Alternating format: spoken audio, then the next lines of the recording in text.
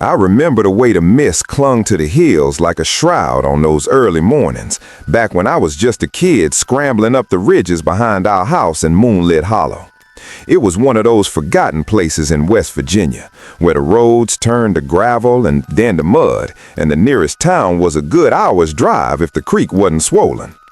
Our family had been there since before the mines opened up, generations of us scratching out a living from the thin soil, growing corn and beans in patches carved from the forest. The house was old, built from logs my great-grandpa felled himself, with a sagging porch that creaked underfoot like it was sighing. We'd sit out there on summer evenings, listening to the whippoorwills call across the valley, their songs echoing off the mountains until it felt like the whole world was alive with hidden voices. But there was always this shadow hanging over it all, some unspoken that threaded throughout our days like a vein of coal in the rock. The old barn behind our property, that weathered heap of gray boards and rusted tin roof, was off limits after dark. No one ever said why outright. It was just one of those rules you absorbed, like not whistling in the graveyard or turning your back on a black cat. My pa would glance that way sometimes, his eyes narrowing, and mutter about letting sleeping dogs lie. Ma would shush him, her hands busy with mending or churning butter, but I'd catch the flicker of unease in her face, quick as a shadow passing over the moon. Growing up, I didn't question it much. Kids in the holler had plenty to occupy us, fishing in the creek that wound through the bottomland, hunting squirrels with a .22, or exploring the old logging trails that snaked up into the high woods. But as I got older, around 15 or so, I started hearing bits and pieces from the old-timers at the general store down in the valley. It was a squat little building with a potbelly stove and shelves stocked with canned goods, ammunition, and jars of moonshine hidden out back for the regulars. Mr. Harlan ran the place, a wiry man with a face like cracked leather and eyes that seemed to see right through you. He'd lean on the counter, chewing on a toothpick, and spin yarns about the hills. Most were harmless, tales of bootleggers outrunning revenuers or panthers screaming in the night like women in pain. But every now and then, when the store was empty and the rain pattered on the tin roof, he'd lower his voice and talk about the gathering. It was always vague, like he was skirting the edge of something dangerous. "Keeps the land right," he'd say, his gaze drifting to the window where the mountains loomed. The other folks, neighbors like the Thompsons or the Wuddo Ellis, would nod solemnly, their conversations dipping in the hushed tones. I asked Pa about it once, after helping him mend fences along the property line.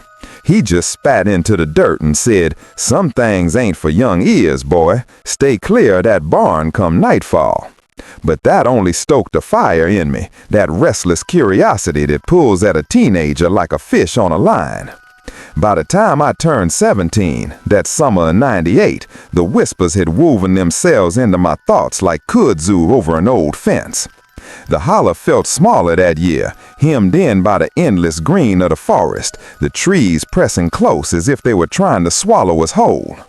We'd had a wet spring, and the air hung heavy with the smell of blooming honeysuckle and rotten leaves. Nights were long and sticky, the kind where sleep came fitful, interrupted by the distant hoot of an owl or the rustle of something moving through the underbrush. I shared a room with my little brother Tommy, who was only 10 and still believed in boogeymen under the bed. He'd curl up under his quilt, whispering questions about the barn. Why couldn't we go there? What was hiding inside? I'd tell him it was just full of rusty tools and rat nests, but deep down I wondered too. The older kids at school, the ones from deeper in the hills, would swap stories during lunch, their voices low over trays of cornbread and beans. One boy said, his eyes wide, "It's a ritual to bind the oaths to the spirits of the mountain, keeps the crops coming, even when the rain don't." Another laughed it off, but there was no mirth in it, just that nervous edge, like whistling past a graveyard. I didn't believe in spirits, not really.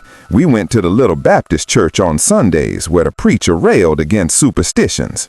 But out here, where the cell signal died and the stars wheeled bright overhead, it was easy to feel like the world had older rules, ones that didn't care much for sermons or science. That curiosity built slow, like storm clouds gathering over the ridge.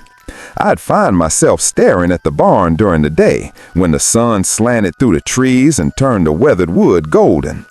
It sat about a quarter mile back from the house, down an overgrown path choked with blackberry brambles and poison ivy. Inside, it was a dim cavern of shadows, smelling of hay mold and old leather, hanging harnesses from pegs, a broken plow rusting in the corner. Nothing sinister, just the remnants of a farm life fading away. But at night it changed. The wind would whistle through the gaps in the boards, sounding like faint murmurs, and the moon would cast long shadows that twisted like fingers reaching out. One evening, after supper, I overheard Ma and Pa talking in the kitchen, their voices muffled through the screen door.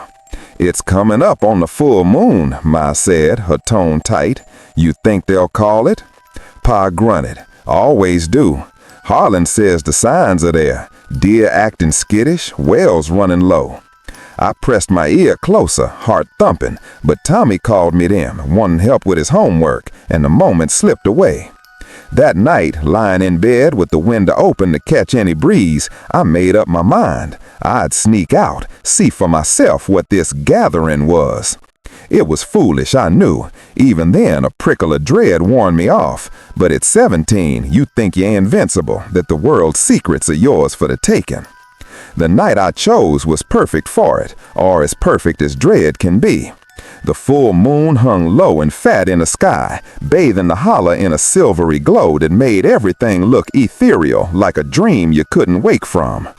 I waited until the house was quiet, the only sounds the soft snores from Tommy's bed and the distant croak of frogs down by the creek. Slipping on my jeans and a flannel shirt, I eased out the back door, the hinges giving a faint creak that set my teeth on edge. The air was thick, scented with pine resin and the earthy dampness of the forest floor, cool against my skin after the day's heat. Crickets chirped in a steady rhythm, but as I made my way down the path, they fell silent, like they were holding their breath. The barn loomed ahead, a dark silhouette against the moonlit trees, its roof sagging like the back of an old hound. I kept to the shadows, heart pounding in my ears, each step careful over roots and stones that seemed to shift underfoot. The underbrush was thick here, ferns and rhododendrons brushing my legs, their leaves whispering like secrets. I found a spot behind a cluster of mountain laurel, close enough to see the barn's side door, but hidden from view. Crouching there, the ground cold and seeping through my knees, I waited. Time stretched, the moon climbing higher, and doubt crept in. Maybe it was all just tall tales, old folks scaring the young. Then the first lantern flickered to life, a warm orange glow bobbing down from the ridge trail. My breath caught as figures emerged from the woods, silent as ghosts.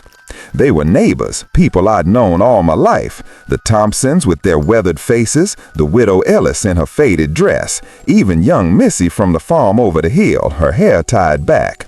About a dozen in all, carrying lanterns that swung gently, casting dancing shadows on the trees. No one spoke. They moved with a purposeful quiet, filing into the barn through the creaking door. I inched closer, pulse racing, the scent of kerosene mixing with the pine.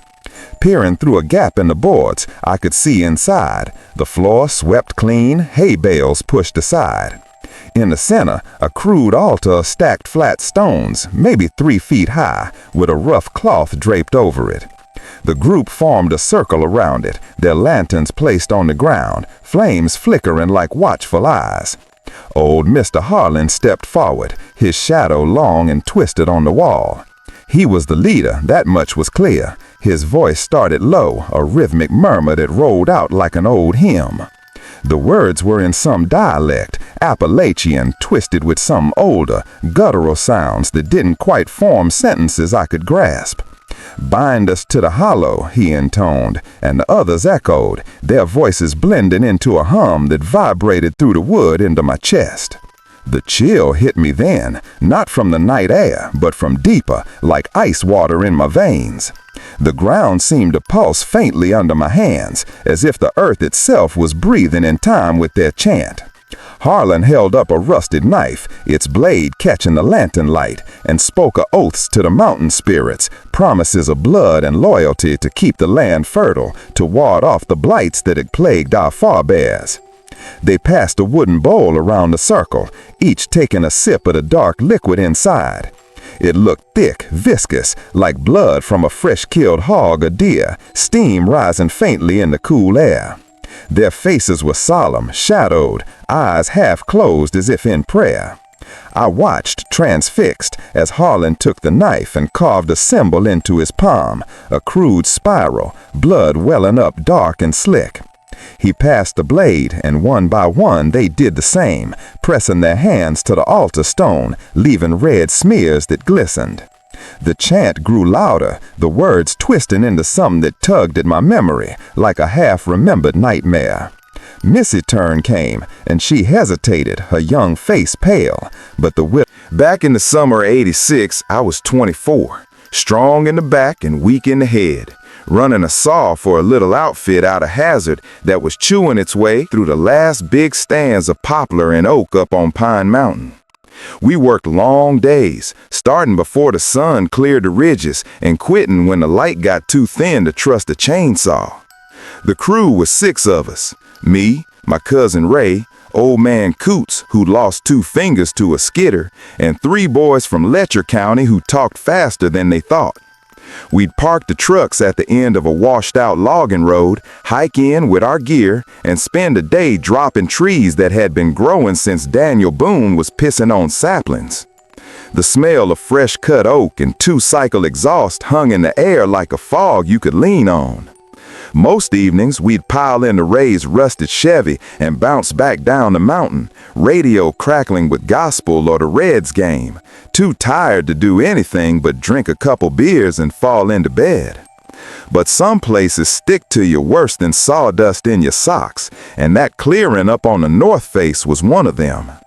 We found it on a Thursday, I remember, because Coots had bitched all week about the heat, and that was the day the breeze finally died. We'd followed a ridge that didn't show on any topo, chasing a pocket of big timber the cruiser had marked. The understory thinned out sudden-like, the way it does when the soil changes or something happened there long ago nobody talks about.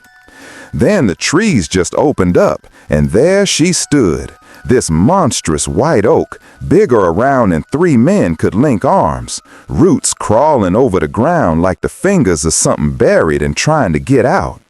The bark was scarred deep, not with lightning splits, but deliberate cuts, hearts, crosses, spirals, letters in no alphabet I ever learned in school.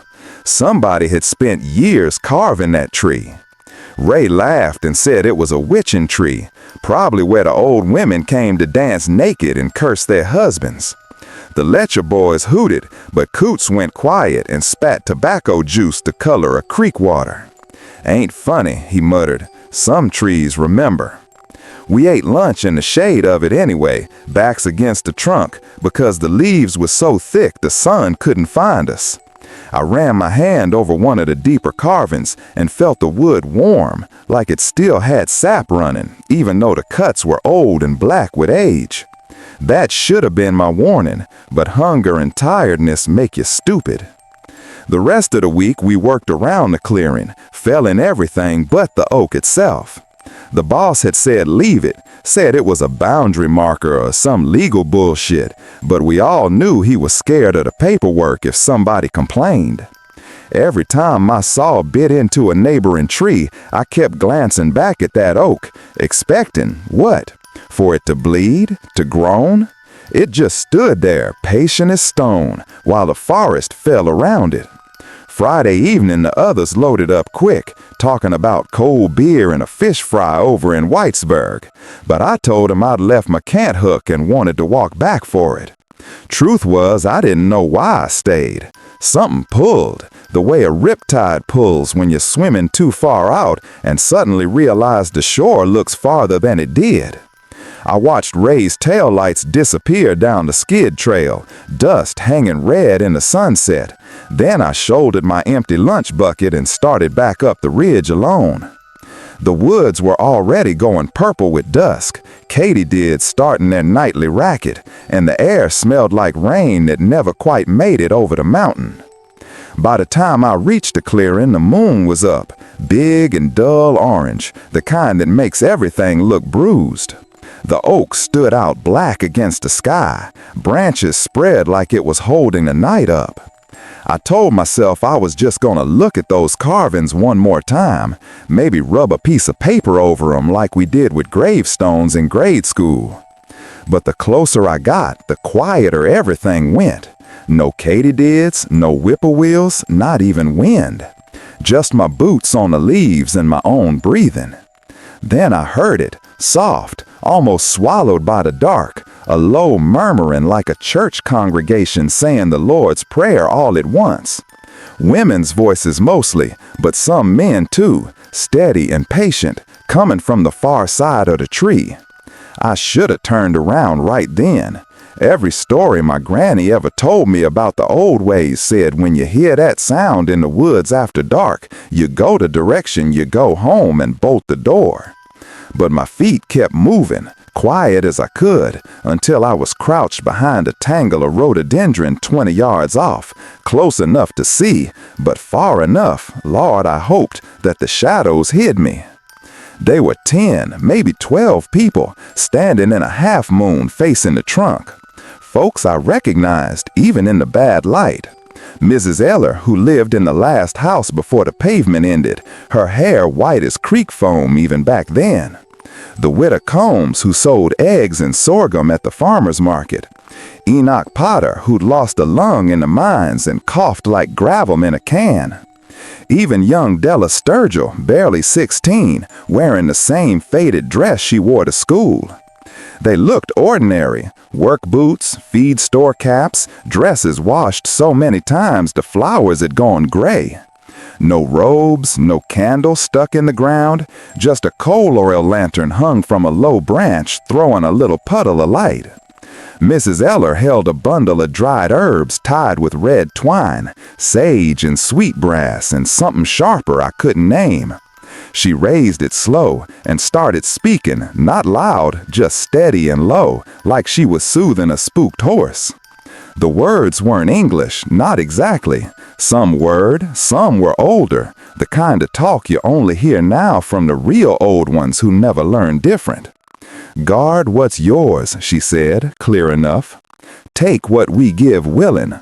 Hold the dark back from the deep places. The others answered together, soft. So we vow, so it is. One by one they stepped forward, Enoch first. He took a little bone-handled pocket knife, opened it with fingers bent from arthritis, and pricked the pad of his thumb.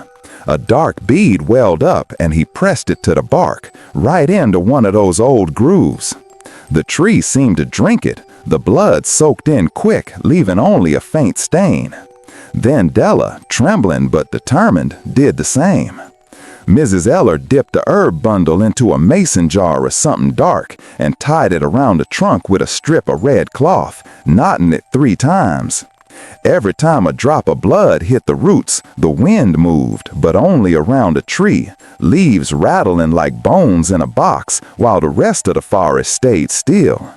I felt it on my face, cool and damp, carrying the smell of iron and crushed pennyroyal.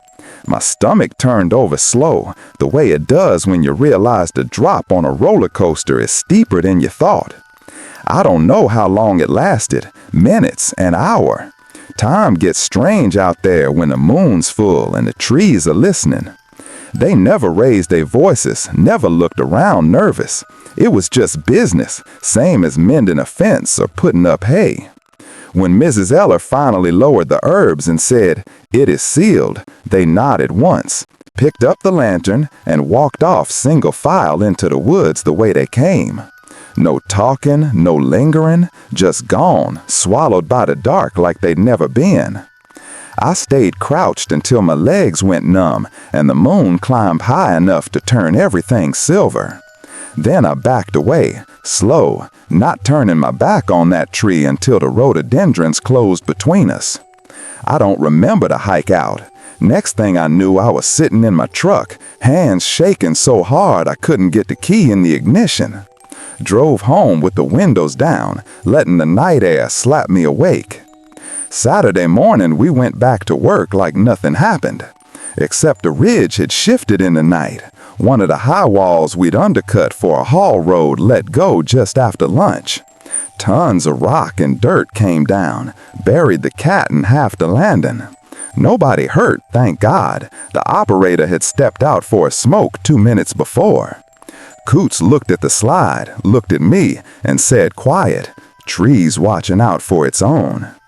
We packed up early. The company sent us to another job 20 miles west, and I never went back to that tract. But some of the boys did, years later, and told me the oak was still standing, bigger if anything, with new ribbons fluttering like prayer flags and fresh carvings nobody admitted to making. I dream about it still, not screaming dreams, just that low murmur under the leaves, the smell of blood and herbs, the way the wind moved only around a tree. I moved to Lexington after I got married, got a job driving deliveries, tried to put the mountains behind me. But every spring when the redbuds bloom, I feel the pull, like a fish hook behind my ribs, telling me the vow is still down there, waiting. Mrs. Eller passed in '09, Enoch the year after. Della's got 3 kids now, lives over in Viper, won't talk about that night if you ask. But sometimes when the wind comes down off Pine Mountain just right, I swear I hear them, soft, patient, saying the words that keep the mines from falling and the floods from rising. And I wonder whose blood they'll need next time the modern world gets too close. These hills don't ask loud. They just wait until you're alone, until the moon is right. I was 21 that fall, fresh out of community college with a 2-year degree I didn't know what to do with. So when Aunt Lila called and said her arthritis was acting up and she could use a hand putting the garden to bed, I threw a duffel in the back of my Civic and drove the 7 hours from Knoxville to the little speck of a town tucked up against the North Carolina line. Foggy Ridge wasn't even on most maps, just a bend in the road where the Pigeon River narrowed and the mountains leaned in so close you could feel them breathing on your neck. Lila's place was the last house before the national park took over. A little white clapboard with a tin roof that sang when the rain walked across it, and a porch swing that never quite stopped moving even when nobody sat in it. She met me at the door with a hug that smelled like wood smoke and canned tomatoes, told me I was too skinny, and put me straight to work pulling the dead bean vines and digging the last of the potatoes. The air was sharp with leaf mold and distant chimney smoke, and every evening the fog came down off Klingman's dome like God himself was pulling a quilt over the world. I slept good those first few nights, the kind of sleep you only get when the only light is a coal oil lamp and the only sound is water dripping off the eaves. But folks were twitchy. I noticed it the first time I walked down to the little country store for coffee and a pack of smokes. People would be talking easy, then hush the minute I stepped inside. Old men on the bench out front would nod polite, but their eyes tracked me like I was something that might bite. Lila waved it off. City boy makes them nervous. But I caught her watching the ridge behind the house more than once, the one with the crooked fence and the path that disappeared into the laurels. When I asked what was up there, she just said, "Old burying ground, best left alone after dark." She said it calm, the way you tell a child not to touch the stove, but her hand tightened on the dish towel until her knuckles went white. I let it go. I was raised to mind when elders drew a line. The full moon came on a Thursday, big and low, the color of a fresh-healed scar. I'd spent the day splitting kindling and stacking it under the shed, and by nightfall my shoulders burned and my palms were blistered. Lila went to bed early with a hot water bottle and a dose of aspirin, telling me to turn the lamp low and lock the door. Rain started around 9, soft at first, then harder, drumming on the tin like somebody pacing overhead. I sat up reading an old Louis Lamar I'd found on the shelf, but the words wouldn't stick. The house felt too small, the air too thick. Around midnight I gave up, pulled on my boots and Lila's spare slicker, grabbed a big mag light off the nail by the door, and stepped out onto the porch. The rain had eased to a mist, the kind that beads on your skin and never quite gets you wet. Fog lay so heavy in the yard I couldn't see the clothesline 10 feet away. Somewhere down the valley a hound bayed once, mournful, then shut up like somebody told it to. I told myself I was just gonna walk to the end of the driveway and back, get some air in my lungs, but my feet turned the other way, up the hill, toward the ridge. The path was nothing more than 2 ruts grown over with grass and briars, slick with wet leaves. The flashlight beam floated ahead of me like it was scared to touch anything solid. Every few steps I'd stop and listen, rain dripping off hemlock needles, my own breathing, the soft suck of mud under my boots. But underneath it all was something else, a low hum, almost below hearing, like when you stand too close to high voltage lines. The higher I climbed, the thicker the fog got, until the light only showed a tunnel about as far as I could throw a rock. I should have turned around a dozen times. I don't know what kept me going. Maybe the same stubborn streak that made me drive all the way out here when I could have stayed in Knoxville with my friends drinking beer and pretending life was starting. Or maybe something else had hold of the back of my neck and just hadn't squeezed yet. The cemetery appeared sudden, like it stepped out from behind a curtain. One minute there was nothing but laurel hills, the next a sagging barbed wire fence and leaning stones half swallowed by periwinkle and poison ivy. I knew it was old. Some of the markers were just field stones with names hammered in by hand, dates going back to the 1700s. The fog pooled low to the ground, glowing where my light hit it, and the air smelled like wet earth and something sharper, like when Lila rendered lard and the whole kitchen stank for days. I swept a beam around, picking out angels with broken wings, a lamb weathered smooth, a couple of those little bitty stones that mean a baby didn't make it. Then the light snagged on something, a cleared space maybe 15 feet across, the grass trampled flat, right in the middle of the graves. At its center stood a single chest-high stone, flat on top like a table, blackened with age and lichen, and around it, shapes in the mist. I killed the flashlight and dropped to a crouch behind a big boxwood that had gone wild. My heart was hammering so hard I could taste iron. There were 8 or 9 of them, standing loose, not quite a circle, coats and jackets dark with wet. I knew every face, even in the bad light. Mr. Tipton, who ran the store, his wife beside him clutching a plastic rain bonnet. Preacher McCoy in his same gray suit he wore every Sunday. Young Travis's mama, still wearing her waitress uniform from the diner. Even little Ruth Ann, no more than 12, in a yellow slicker 2 sizes too big. Nobody spoke loud. They passed a mason jar hand to hand, each taking a swallow, wincing like it burned. The smell drifted to me on the damp air. Corn liquor strong enough to strip paint, cut with something green and bitter that stung my nose even from where I hid. When the jar came back to Preacher McCoy, he held it up toward the stone and said, soft as prayer, "To the watchers under the ridge, we keep the bargain." The others answered together, voices blending with the drip of water off the trees. Blood and bone, name and breath, we bind what was bound. One by one they stepped forward. Mrs. Tipton pulled a little cloth pouch from her pocket, opened it, and shook out a curl of great hair, hers, I reckon. Travis's mama opened a snuff tin and tipped in 3 fingernails, yellowed and thick. Somebody else produced a baby tooth wrapped in red thread. Ruth Ann went last, trembling so hard her knees knocked, and placed what looked like a braid of brown hair still tied with a faded ribbon. Each offering was pressed into a hollow on top of the stone, a place worn cup-shaped by who knows how many years of the same. When they were done, Preacher McCoy drew a pocket knife, the same one he used to cut hymn pages on Sunday, and nicked the pad of his thumb. A dark bead welled up. He smeared it across the stone, mixing with the rain until it ran pink, then passed the knife.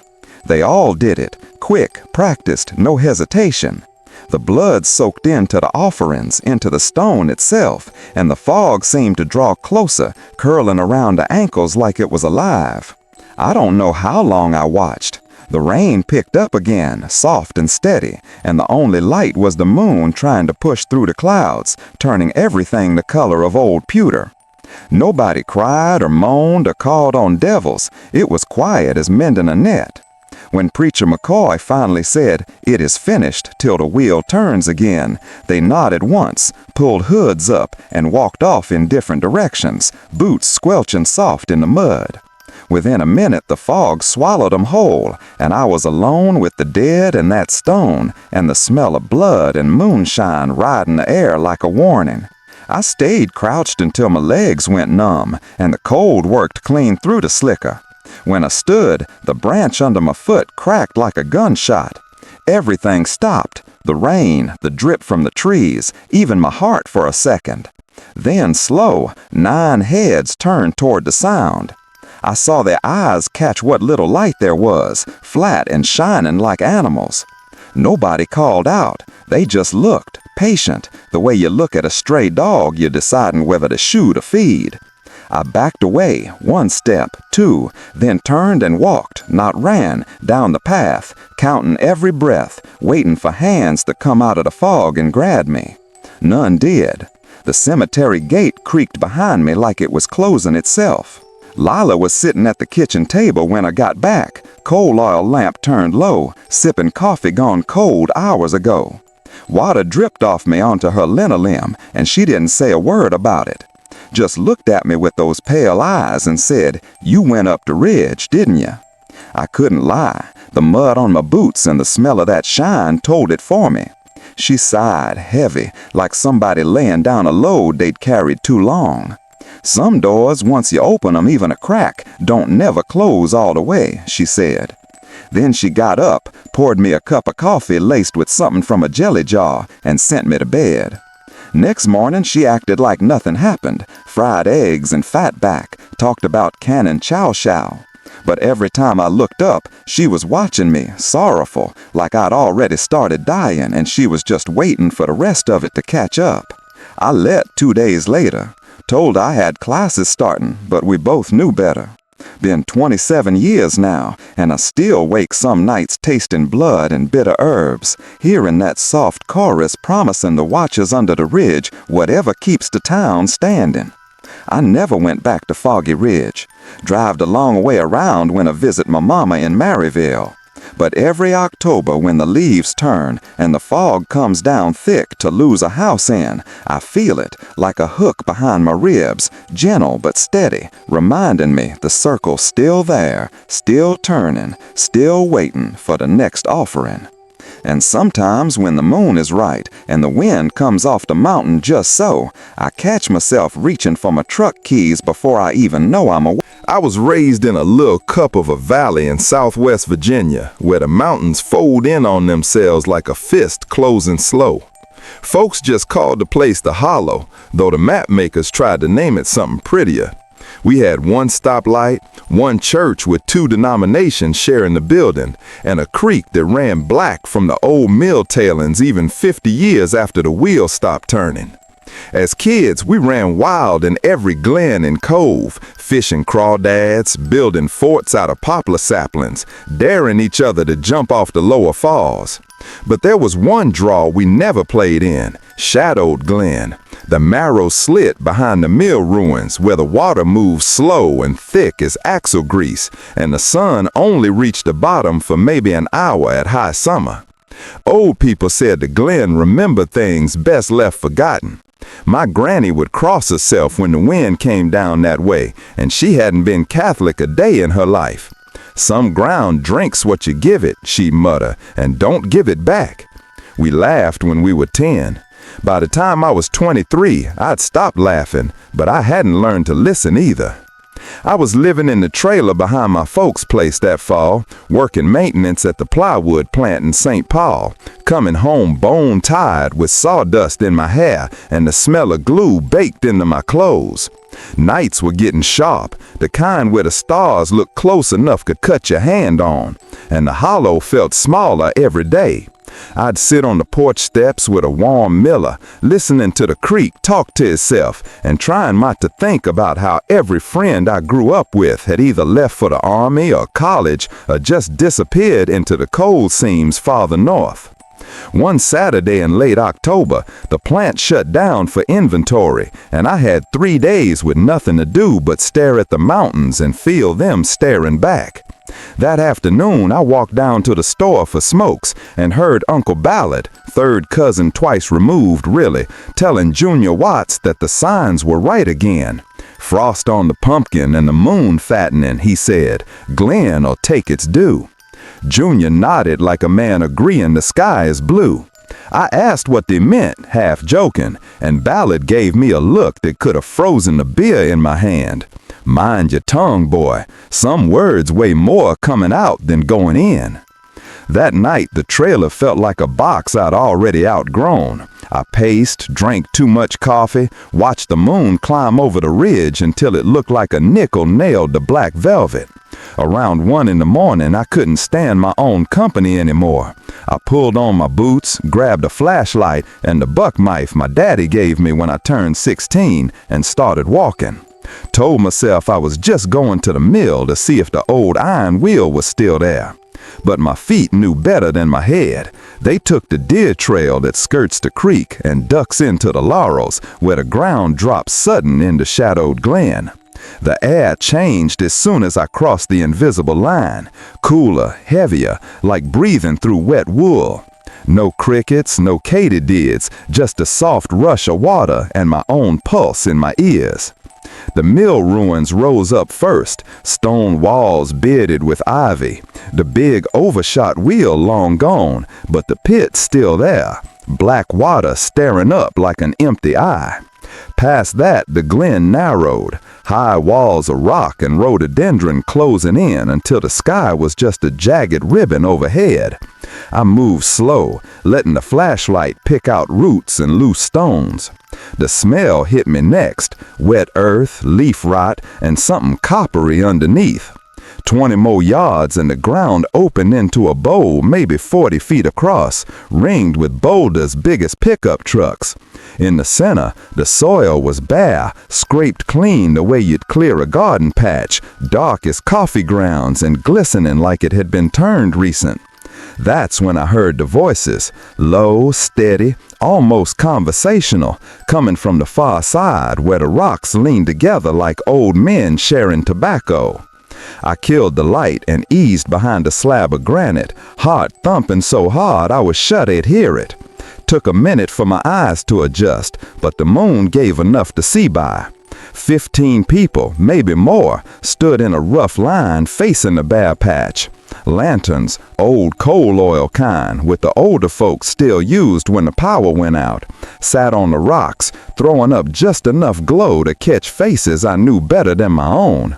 Cousin Arva was there, my mama's sister's boy, tall and raw-boned with the same red hair I see in the mirror. Old Miss Klein, who taught 4th grade until she retired. The widow Bone, still wearing the same black shawl she'd worn to her husband's funeral 15 years ago. Even little Ellie Pratt, barely 14, clutching her daddy's coat sleeve. They were dressed for chores, coveralls, feed-star caps, dresses under Carhartt jackets. Nothing to mark this as anything but neighbors gathered to mend a fence or butcher hogs. Except nobody was smiling and nobody was rushing. Arvel stepped forward first, carrying a tin cup that steamed in the cold. He took a sip, grimaced, passed it down the line. Each person drank, men, women, the girl, same face every time, like swallowing medicine that hurt going down. When the cup came back empty, Arvel set it aside and pulled a pocket knife, the long case he'd carried since we were kids hunting ginseng. He opened it one-handed, rolled up his sleeve, and drew the blade across the inside of his arm. Not deep, just enough for blood to bead bright and quick. Then he knelt, pressed the cut to the soil, and spoke soft but clear enough I caught every word. I give what's mine to keep what's ours. The earth took the blood greedy, soaking it up until only a faint stain showed. One by one they followed, Ms. Klein with a trembling hand, Widow Boone steady as splitting kindling, even Ellie, tears on her cheeks but voice firm as her daddy held her elbows so she wouldn't fall. Each cut, each promise, I give what's mine to keep what's ours. Then came the tokens. They moved quiet, like they'd done this 100 times. Ava dug a small hole with the knife tip and dropped in a brass button off his granddaddy's coat. Ms. Klein buried a lock of gray hair tied with blue thread. Someone added a nickel so worn that the date was gone. Ellie laid down a milk tooth still flecked red at the root. Every offering went into its own little grave, covered gentle, padded flat. The ground looked hungry, the way good garden soil looks when the rain's been right and it's ready for seed. When the last person stepped back, Ava spoke again, louder this time, but still calm. Hard times come and hard times go, but the Glen remembers. Secrets stay buried, blood keeps the bargain. So it was, so it is, so it will be. The others answered together, a low rumble that rolled around the rocks and settled into my bones. I don't know how long I crouched there, long enough for the cold to seep through my jeans and my legs to cramp, long enough to notice the way the fog curled low across the bare patch, thicker than anywhere else, like smoke from a fire you can't see. Long enough to feel the silence after they finished, a silence deeper than any I've known before or since, the kind that makes your ears ring. They picked up the lanterns, turned, and walked out single file the way they came, boots making no sound on the leaves.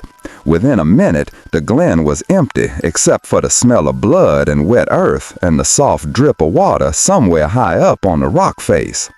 I waited until I couldn't hit him anymore, then waited some more. When I finally stood, my knee popped loud as a .22. A pebble broke loose into my boot and clattered down the slope. Everything stopped again, that same listening stillness. I felt their eyes find me through the dark, even though I couldn't see a thing. Nobody called out, nobody had to. I backed away slow, then turned and ran fast as I dared, not running until I hit the laurels and the branches started whipping my face like they were trying to hold me back. I burst out near the mill wheel gasping, lungs on fire, blood in my mouth where I'd bit my tongue. Kept going till I reached the trailer, slammed the door, locked it, though I knew a lock wouldn't matter if they came. Next morning I half expected the sheriff or Oval or somebody to show up with shotguns and questions. Nothing. Just frost on the grass and wood smoke in the air, and Mama frying sausage like any other Sunday. I went about my chores, fed the chickens, split kindling, waiting for the hammer to fall.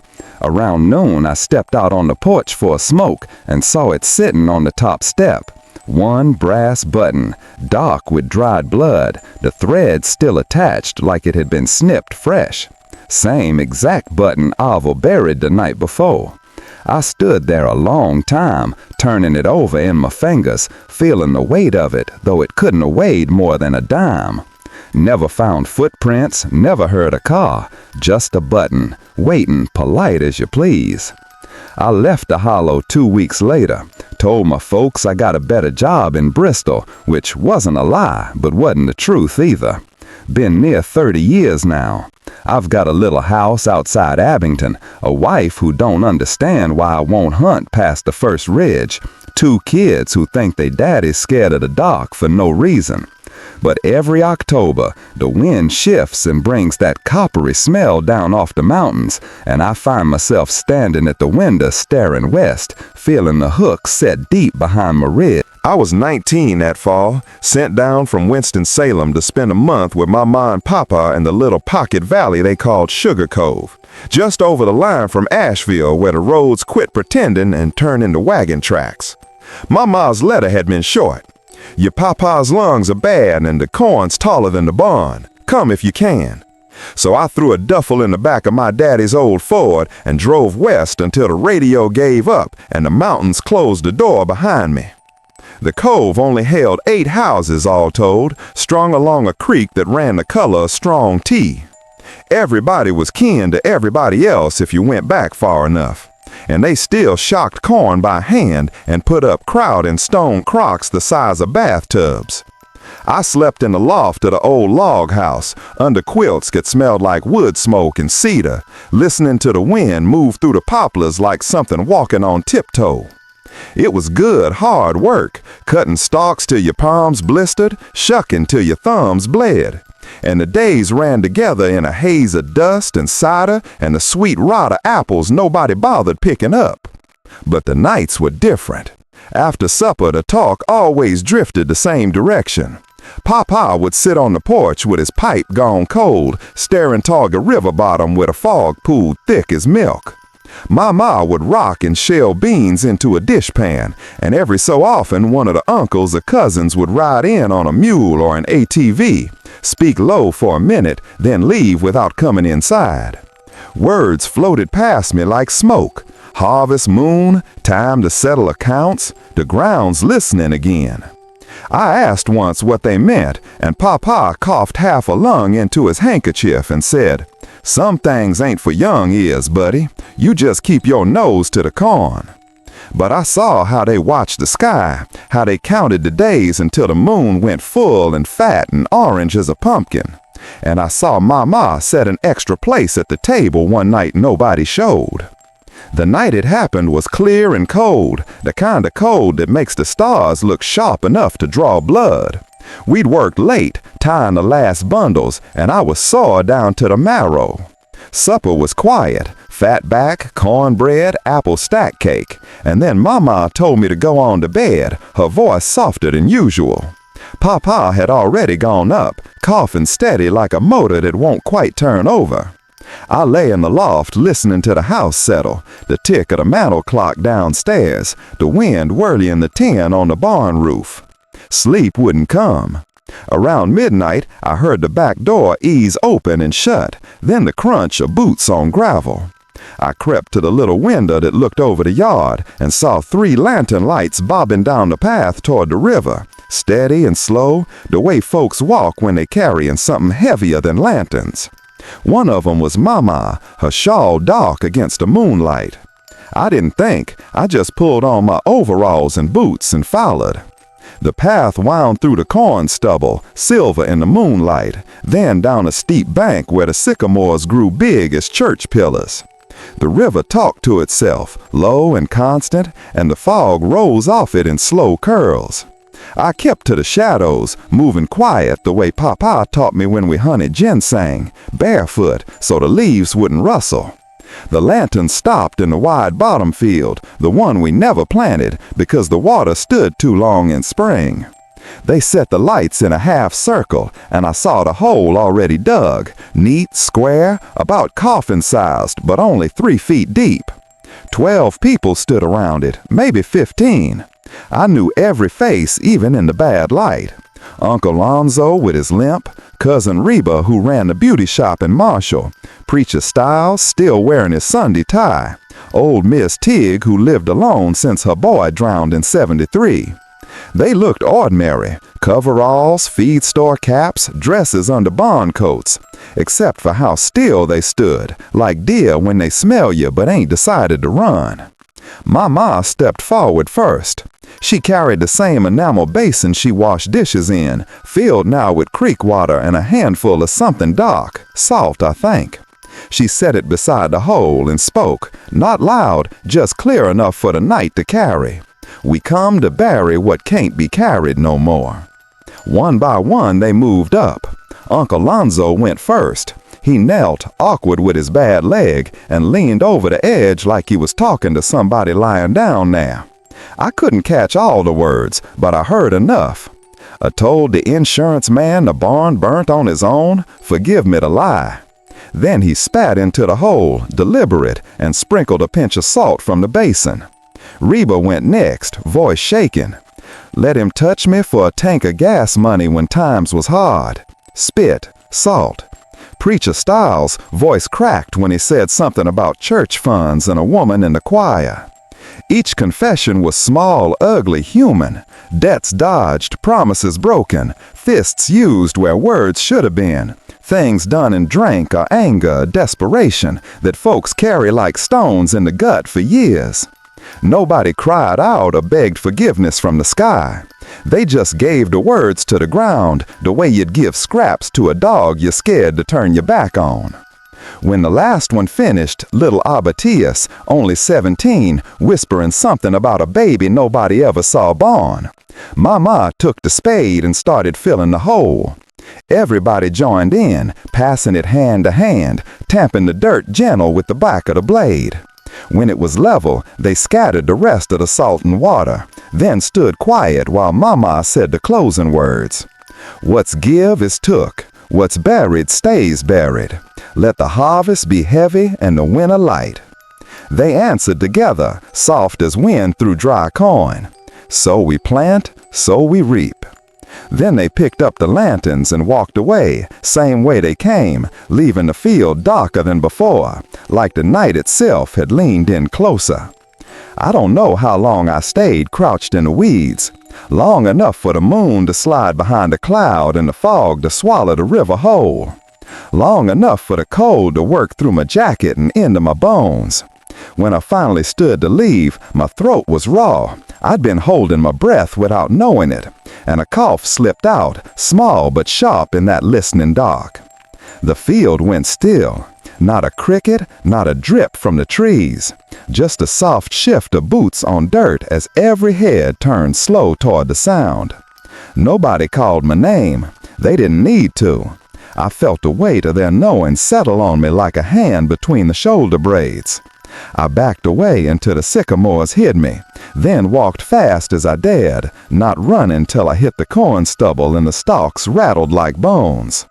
The house was dark when I got back, but my bed was turned down neat, quilt folded at the foot the way Mama always did when company was coming. On the pillow lay a single grain of rock salt and a kernel of corn still red with field blood from the shucking. I stood there a long time, feeling the walls breathe around me. Next morning, nobody said a word. Breakfast was the same, gravy thick with sausage, eggs from the hens I'd fed the day before. Papa asked if I slept good, and I lied and said yes. The corn that year came in heavier than anybody could remember, so tall the combine got hung twice, and the cribs overflowed into the barn loft. Folks from town drove out to see it, shaking their heads and talking about miracle soil. I helped load the wagons, smiling when people slapped my back, tasting dirt in my mouth the whole time. I left the day after Thanksgiving. Mama hugged me hard on the porch, longer than usual, and pressed something small into my hand, a single kernel wrapped in a twist of brown paper. For remembrance, she whispered, and wouldn't meet my eyes. I've still got it in a Prince Albert can on the highest shelf of my closet in Charlotte, where the traffic never stops and the stars are just roamers. Some nights when the harvest moon rides low and orange, I wake up tasting salt and hearing that soft chorus, "What's give is took." I never told a soul what I saw, but sometimes driving home late, I catch a whiff of river fog and turned earth, and I wonder which of my own small, ugly truths is ripe for planting. The ground down in Sugar Cove is still hungry, patient as ever, and blood kin or not, I know one of these Octobers the path will already know the way. Some debts don't need asking twice. They just wait under the corn rows, quiet, growing. I came to Misty Hollow in the spring of 2003 with a notebook full of names and dates and a head full of questions nobody in my family had ever answered straight. My mama had died the winter before, and in her cedar chest I found a stack of letters addressed to a woman named Delphia Crow, postmarked from a place called Hocking County, Ohio, that I'd never heard spoken aloud in our house. The return address was just M. Hollow, CO General Delivery. No street, no box number, like the postmaster was supposed to know by instinct. The letter stopped in 1961, the year Mama married my grandfather and moved to North Carolina. All of them were signed simply, "Your sister, Ruth." I'd never been told Mama had a sister. So I took vacation time from the library where I cataloged old newspapers, threw a suitcase and a digital recorder in my Jeep, and drove northwest until the interstates ran out and the roads narrowed to chipped asphalt and then gravel and then dirt. The cabin I rented sat at the end of a pig path off County Road 33, a swayback thing built from poplar logs that had gone silver with age. The owner, a man named Oris McQuaid, who met me at the gas station in New Straitsville, handed over the key without smiling and said, "Don't burn it down and don't go walking after full dark. Critters get bold." He wouldn't take a deposit, just looked at me like he already knew how the story ended. The hollow itself felt turned inward, the way a fist feels when it's deciding whether to hit. Hills rose steep on every direction, thick with second-growth oak and hemlock, the kind of trees that lean over you instead of up. Fog lived in the folds of the land the way water lives in a sponge. Some mornings it was so thick I couldn't see the hood of my Jeep from the porch. Sound got swallowed too. Voices carried funny, sometimes closer, sometimes farther, and the birds quit singing around noon like they'd been warmed. I spent the days in the little county library or knocking on doors with my notebook, asking about Delphia or Ruth Crow. Folks were polite enough, offered me coffee in jelly jar glasses, talked about the weather and the mine closures, but the minute I said the names, their mouths buttoned shut. One old woman, Mrs. Detty, walked me clear to her gate and whispered, "Some roots grow better in the dark, honey. Best you let 'em." Then she shut the door so soft it felt louder than a slam.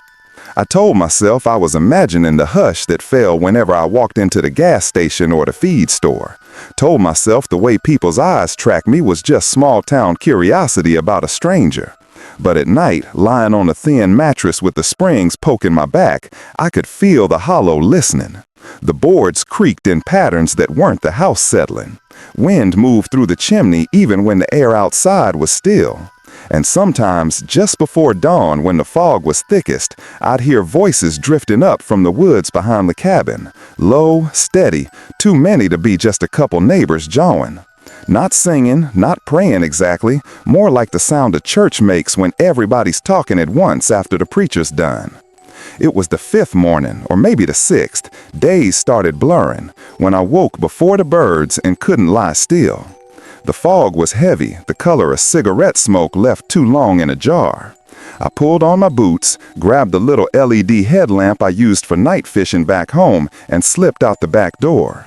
The path wasn't a path so much as a suggestion between the laurel, damp leaves packing soft underfoot.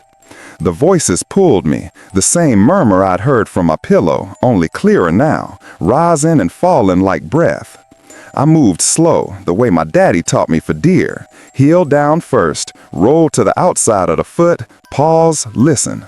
20 minutes in, the ground dipped sudden and I was on my belly behind a blow-down beach, looking down into a natural bowl no wider than a tennis court.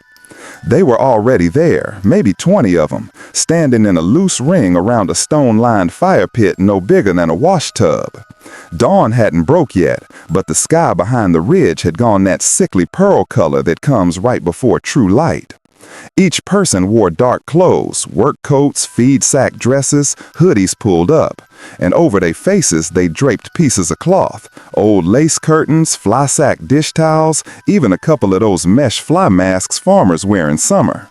The veils were tied or pinned so you could see mouths moving, but not eyes, not full faces. It made them look half erased, like photographs left too long in the sun. A low fire burned in the pit, more smoke than flame, fed with hickory and something sharper, herbs maybe or hair. Smell was sweet and rank at the same time, like a beauty parlor built over a slaughter pan. They passed things hand to hand, a mason jar of water, a bowl of salt, small bundles wrapped in brown paper. One by one, they stepped to the edge of the fire and spoke, not loud, just loud enough for the hollow to hold the words. I caught pieces. The boys' medicine money I took from the collection plate. Told the state man the creek was clean when I knew it weren't. Lay with my sister's husband the night before the wedding. Each confession was plain, almost tired, like reciting chores. No theatrics, no weeping, just truth laid out flat the way you lay out clothes for burial. When the speaker finished, they unwrapped a bundle, sometimes a photograph, sometimes a lock of hair, a tooth, a child's shoe, once what looked like a hospital bracelet still flecked brown, and dropped it into the flames. Fire took it quick, flowering green or blue depending on what burned. Then the person pricked a finger with a sewing needle passed around on a piece of red yarn and let a single drop fall into the smoke. Words came after, soft as falling ash. Veil it, keep it, hold it close till the wheel turns again. I lay there so long the cold worked through my jacket and my knees went numb. Nobody rushed, nobody looked around nervous. It was work, same as splitting wood or rendering lard, something that had to be done before the sun got high enough to see. When the last offering went in, an old woman in a man's barn coat dropped what looked like a dried umbilical cord. The circle tightened. They joined hands, veils brushing, and spoke together. What's given to the fire stays in the fire. What's spoke in the hollow stays in the hollow. Blood seals it, smoke carries it, earth keeps it. Wind came then, sudden and warm, lifting the veils just enough for me to see eyes. Eyes I recognized. Mrs. Deddy from the farmhouse, Oris McQuaid who rented me the cabin. The girl who worked the register at the BP still had acne on her chin. Even the county library who'd helped me with the census records 2 days earlier. All of them looking straight ahead, calm, like people waiting for a bus that only runs once a year. A gust swirled harder, snapping one of the veils clean off the librarian's head. It fluttered up like a wounded bird and caught on a laurel branch not 5 feet from my face. For a heartbeat, her eyes met mine through the smoke, tired, sad, not angry, and then the wind dropped and the cloth settled again. Nobody moved, nobody spoke my name. They just stood there while the fire burned down to nothing but orange eyes in the ash. Then, quiet as they'd come, they turned and walked single file up the far side of the bowl, melting into the fog until only the smell of smoke and singed hair hung in the air. I don't remember crawling backward out of the laurel. Next thing clear was me standing on the cabin porch, hands shaking so hard I couldn't get the key in the lock. When I finally stumbled inside and turned on the single bulb, there was a square of brown paper pinned to the door with a rusty straight pin. Inside was a scrap of lace curtain, the same kind I'd seen fluttering, and 3 words written in pencil in a spidery hand I didn't recognize. Some things stay hidden. I left that afternoon, told Oris the Jeep was acting up, paid him for the whole month anyway, and drove straight through to Columbus without stopping. Threw the veil scrap out the window somewhere on 33, but the smell of smoke stayed in my clothes for days. I finished Mama's family tree best I could from courthouse records in North Carolina. Found Ruth Crow, born 1937, died 1961, accidental drowning in Misty Hollow Creek. No burial plot listed, no descendants. 22 years now, and I still wake some mornings tasting hickory smoke and feeling fog on my skin that isn't there. I never told a soul the whole of it, not my wife, not the therapist I saw for a while after the nightmares got bad. But every spring when the redbuds bloom and the hollers fill with mist, I feel the pull again, gentle but steady, like a fish hook set just under the ribs. I keep finding things, a straight pin in my coat I can't account for, a faint circle of ash on the porch boards after a rain. Once, a single drop of blood on my pillow that dried brown before I could decide if it was real. I don't drive out 33 anymore. I take the long way around when I visit family. But some nights I stand at the kitchen window staring east, watching the dark between the streetlights, and I swear I can hear that low murmur rising, patient, waiting for the next voice that needs veiling. I came to the Chattahoochee National Forest in the fall of '97 with a brand new badge, a government pickup that smelled like pine disinfectant, and the kind of optimism you only get when you're 26 and still believe rules matter more than roots. They assigned me to the Cahuta district, 40,000 acres of steep ridges and creek bottoms where the map quits and the mountain decides. My station was a little cinder block building outside Suches, shared with 3 other rangers and a secretary who chain-smoked Virginia Slims and never learned my first name. We worked long days, checking permits, pulling trash out of fire rings, writing tickets for folks who thought dispersed camping meant leaving a couch in the woods. Nights were quiet, except for the whippoorwills and the occasional drunk yelling at his girlfriend down by the Takawa. I liked the work, liked the smell of damp leaves and chainsaw exhaust, liked knowing exactly where I stood on the trail and on the org chart. I thought that would be enough. There was one place on my patrol loop nobody ever talked about straight. You'd see it on the topo, a tight little contour knot labeled Dark Cops, half a mile off the Benton Mackay where the trail hooks north toward Jack's River. No sign, no blaze, just a deer path that dropped sudden between two laurel hills and disappeared. First week on the job, I asked my training officer, Sergeant Gottrell, why we never walked it. He was oiling his duty belt on the tailgate, slow, like he had all winter. "Ain't on the beat," he said without looking up. "Never has been." I laughed, figuring it was hazing, marked it anyway for a day hike. Next morning, the schedule came out and somebody else had my sector. Happened 3 times running. After that, I noticed the way conversations dried up when I brought the cops up, the way eyes slid sideways like I'd fought it in church.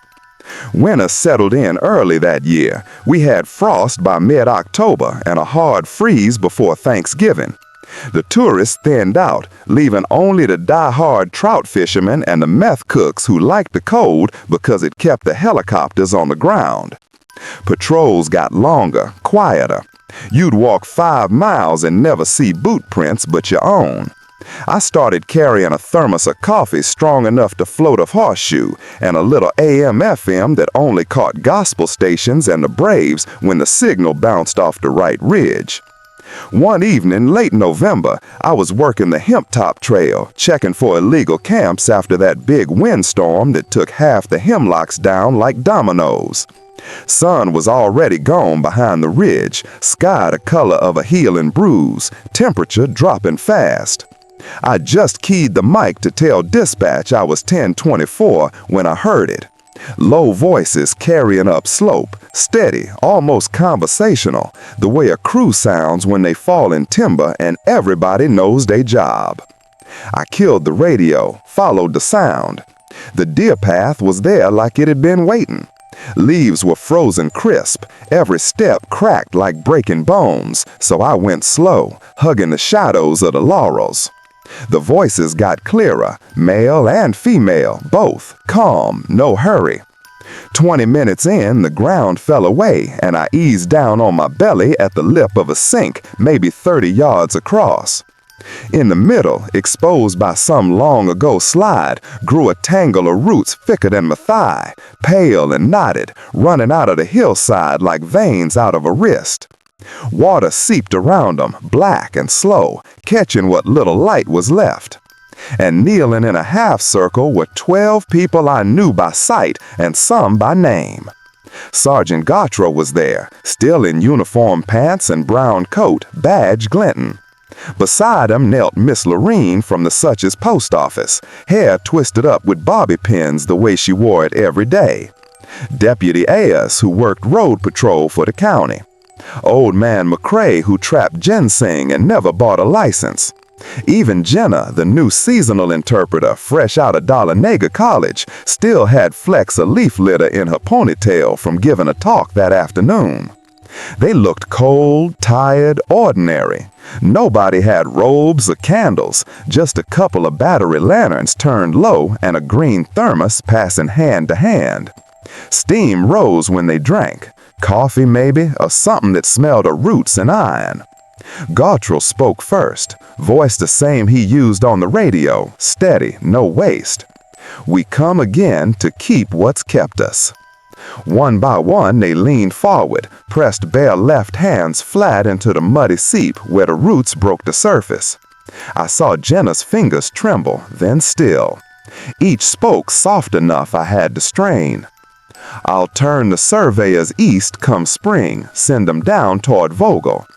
I'll keep the gate locked on the logging road, tell 'em it's washed out.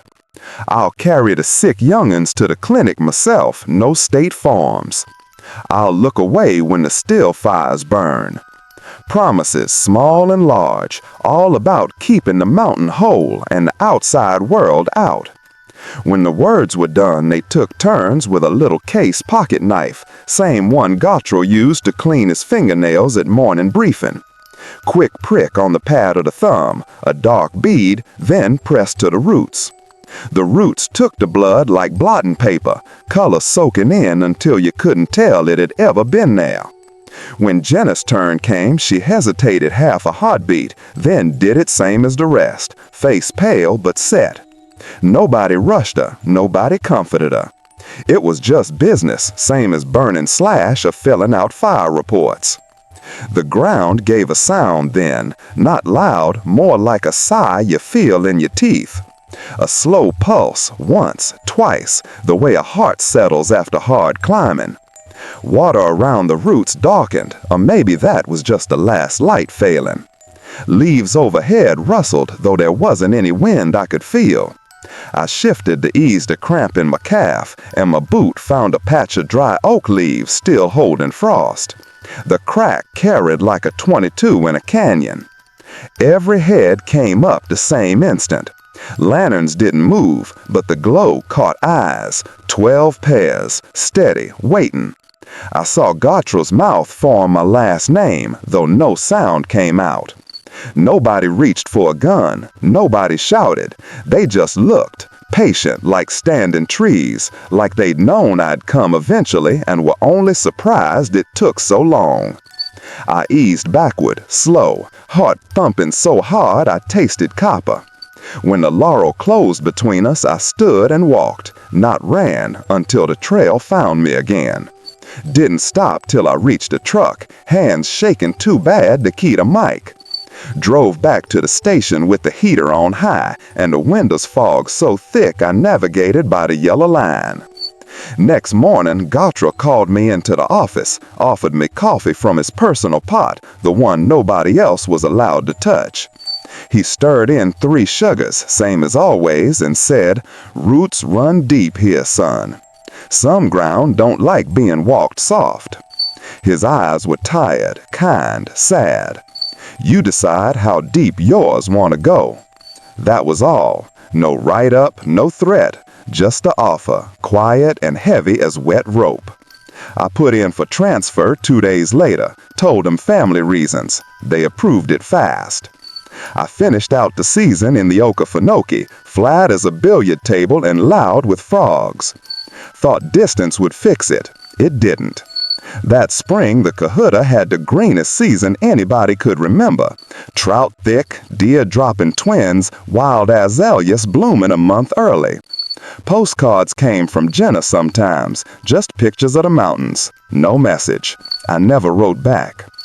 27 years now, and I still dream the cops. Not screaming dreams, just the smell of wet leaves and blood, the soft pulse under my palm when I press it to the ground like I belong now. Sometimes I wake with dirt under my fingernails and a small red half-moon on my thumb that wasn't there when I went to bed. I keep my service boots in the closet, though I haven't worn them in decades. Some nights I take 'em out, lace 'em slow, and stand at the door, listening to wind that smells wrong for coastal plain. The mountains are 6 hours north, but distance don't matter when the roots have your name. I ain't never gone back. Don't need to. The cops is patient. It knows I'll come when the moon's right and the leaves fall quiet, and the promise I never spoke out loud finally ripens. Some bonds don't need words. They just wait, under the duff, quiet and strong, until the heel decides it's time to pull. I was 15 the summer in '94. Long and mean hot. The kind of heat that makes the creek water feel like a gift straight from God. My daddy had dropped me off at the tail end of County Road 17 with a pup tent, a spinning rod, a cardboard box of Vienna sausages, and orders to stay gone till Sunday night and don't drown. That was his version of love. Give a boy room to breathe, even if the air was thick enough to chew. The spot he chose was an old homestead trace nobody claimed anymore. A quarter-mile bushwhack off the road where Little Bear Creek bent around a gravel bar and the hills pinched in so tight the sun only hit the water from 10 till 3. Locals called it the Forgotten Bend, though the maps just showed a blue line with no name at all. I'd fished it since I could walk, knew every deep hole and sunken log, knew the smallmouth hit best on a rebel crawdad when the mulberries were dropping. But I'd never stayed the night. First 2 days were pure heaven. I swam naked when the sweat got bad, ate Viennas and saltines, slept with the tent flap open so the creek could sing me down. Nights were loud with katydids and the occasional barred owl asking who cooked for y'all. But underneath was another sound, steady, patient, like water talking to itself in a language older than English. I'd hear it when I lay on my belly drinking straight from the riffle, a low murmur that rose and fell with the current, almost words, almost not. Old men at the bait shop talked about it sometimes when they thought kids weren't listening, said the creek kept accounts, that every promise made on its banks Bat wrote down in stone and silt. I laughed with the rest of the boys, but alone out there, with the dark pressing close, the laugh felt thin. Third night the moon came up full and mean, the color of a fresh nickel. Heat finally broke around midnight, leaving the air damp and heavy. I couldn't sleep. Mosquitoes whined, the sleeping bag stuck to my skin, and that murmur from the water kept tugging at me like a fish testing the line. Around 2, maybe 3, I saw the light, soft, yellow, bobbing low between the trunks upstream where the creek hooked into a tunnel of rhododendron. Not a flashlight beam, more like a coal oil lantern carried careful. I told myself it was poachers gigging frogs, but my stomach knew different. I pulled on my shorts and sneakers, left the rod, took only the little case knife Daddy made me carry, and slipped into the trees. The going was slow. Moonlight barely dripped through the leaves, and the bank was all loose shale and root snares. I stayed low, moving from shadow to shadow the way I'd learned hunting squirrels, quiet, patient, breathing through my mouth so the sound wouldn't carry. 10 minutes in, I smelled wood smoke, faint but sharp, the kind hickory makes when it's green. Then the voices started, low, steady, rising and falling like a church hymn with no tune I recognized. I eased down behind a stand of river cane and parted the stalks with 2 fingers. They were maybe 12, 15 people standing in a half circle on the gravel bar where the creek widened and went glass smooth. Lanterns, 2 of the old Dietz kind, sat on rocks, wicks turned low so the light just barely touched their faces. I knew every one of them, even in that dim glow. Mr. Elsie, who ran the Esso station, still in his gray work shirt with the name patch. Miss Virgie, who taught Sunday school and could quote Leviticus like a lawyer. Deputy Hutto, still wearing his duty belt, sidearm and all. Even my cousin Raylene, 17 and supposed to be spending the summer in Gadsden with our aunt. They looked ordinary, jeans rolled to the knees, feed store caps, cotton dresses clinging damp from the humidity. Except for how still they stood, water lapping at their ankles, moonlight running silver over their shoulders. In the center of the half circle was a flat boulder half in the creek, half out, its upstream face carved deep with marks nobody could read anymore, spirals, crosses, handprints worn soft by 100 years of high water. On the rocks sat a stone bowl, gray and heavy, the kind you see in museums labeled native artifact. Mr. Elsie lifted it, dipped it into the current until it overflowed, then passed it left. Each person drank, small sips, no more, faces solemn like communion. When the bowl came back empty, he set it down and drew a pocket knife, the same pearl-handled trade he used to cut bait behind the store. One by one they stepped forward, spoke soft into the night, then nicked the pad of their thumb and pressed it to the boulder. I caught only pieces, carried on the thick air. Keep the bloodline clean, no marrying outside the bend. Carried a steel fire deeper come winter, no revenue man finds it.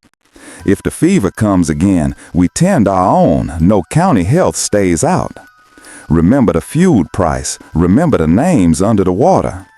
Raylene's turn came last. She was crying, quiet, the way girls do when they don't want anyone to notice. her voice barely carried. "I'll stay. I'll keep the baby. I'll not shame the water that raised us." She cut quick, pressed hard, left a print darker than the rest. When she stepped back, Deputy Hutto leaned a hand on her shoulder, not comfort exactly, more like reminding her the weight was shared. Then they knelt, all of them, palms flat on the gravel like they were feeling for a pulse in the earth. The creek answered, slow swell, no more than an inch, but enough to wet their wrists, enough to make the lanterns hiss. Words came together, soft as creek over stone. "By water and blood, by root and stone, we bind what was bound, we hold what was held." The sound rose, fell, rose again, until felt like the whole bend was breathing with them. Shadows from the overhanging sycamores moved wrong, long, thin, reaching, even though the moon hadn't shifted. I don't know what made me move, cramp in my leg, mosquito in my ear, or something older deciding I'd seen enough. My sneaker found a loose pebble and sent it skittering. The sound was small, but in that hush it cracked like a bone. Every head turned slow, smooth, the way owls turn. Lantern light caught eyes, calm, waiting, sorrowful. Raylene's mouth opened, maybe to say my name, maybe not. No one stood, no one shouted. They just looked, patient as the creek itself, like they'd known all summer I was coming and were only waiting for me to catch up. I backed away until the cane closed, then turned and walked fast, not running until I hit the main trail, and even then I didn't stop until I was back at the tent with the creek laughing behind me. Slept maybe an hour, fitful, dreaming of hands underwater pulling gentle but steady. Come morning, I broke camp before the sun cleared the ridge, stuffed everything wet and muddy into Daddy's trunk, and sat on the tailgate shaking. That's when I saw it. A palm-sized creek pebble on my sleeping bag, smooth and black, with a fresh thumbprint carved deep and still dark with blood that hadn't quite dried. Daddy picked me up at noon, asked why I looked like I'd seen a ghost. I told him I'd rolled into the creek drunk on warm coke. He laughed, ruffled my hair, never saw the stone I slid into my pocket and carried like a bullet the rest of my life. I left for college 2 years later, then the Army, then a job in Huntsville that keeps me indoors under fluorescent lights. Been 30 years almost to the day. Raylene's boy, he'd be grown now, sends Christmas cards sometimes, pictures of a kid with my eyes fishing the same bend. I never answer. But every August, when the mulberries ripen and the creek runs low and clear, I wake tasting iron and root tea, feeling cool water around my ankles, though I'm 200 miles away. I keep that carved pebble in a coffee can on the top shelf with my old dog tags. Some nights I take it down, roll it across my palm, and feel the print fit my thumb perfect, like it's been waiting. I ain't never gone back to the forgotten bend. Don't need to. The oath knows where I live. It just bides its time, patient as moving water, whispering my name between the pebbles, waiting for the night I'm tired enough, or guilty enough, or homesick enough to walk back down that trail with bare feet and let the current take what it's already marked as its own. Some promises don't need saying out loud. They just wait under the surface, quiet, until the moon is right and the blood remembers whose child it is. I was 31 when Uncle Silas died and left me 23 acres of gone completely back to wilderness outside Everett, Pennsylvania, a place I'd never even visited. The lawyer's letter called it an old orchard home site, but the satellite photos showed nothing except a green smear with a single gray roof floating in the middle like a boat somebody forgot to sink. I'd grown up in Pittsburgh, concrete and sirens, so the idea of owning land felt like winning a lottery I didn't remember entering. I took a week off work, loaded my Subaru with a chainsaw, loppers, and a cooler of Yingling, and drove out to see what I'd inherited. The road quit being paved about 3 miles before the house, turned to gravel, then to 2 ruts with grass growing down the middle. When I finally rolled to a stop, the orchard was waiting, quiet, patient, and bigger than any photograph could hold. Apple trees, mostly old standards, wine sap, stamen, northern spy, had seeded themselves wild for decades, trunks thick as fence posts, branches tangled into tunnels and cathedrals. Briars and multiflora rose grew chest-high between the rows, and the ground was carpeted with drops so thick the deer walked on them like snow. The house was a 2-room log cabin with a tin roof gone rust red and a porch sagging so bad I stepped careful, half expecting the boards to drop me straight into the crawl space. Inside smelled of mouse nests and coal oil, but the stone hearth was solid and the windows still had most of their glass. I set up a cot, hung a battery lantern, and told myself I'd spend the week clearing enough to get a surveyor in, maybe sell to some rich couple wanting a hobby farm. That was the plan. Neighbors came slow. First day I was wrestling a deadfall off the lane when an old John Deere puttered up, driven by a man named Dorsey Yoder. Beard white as creek foam, eyes the pale blue of winter sky. He killed the engine, looked over the orchard like he was reading a letter he'd waited years for, and said, "Silas always said the trees would outlive us all. Looks like he was right."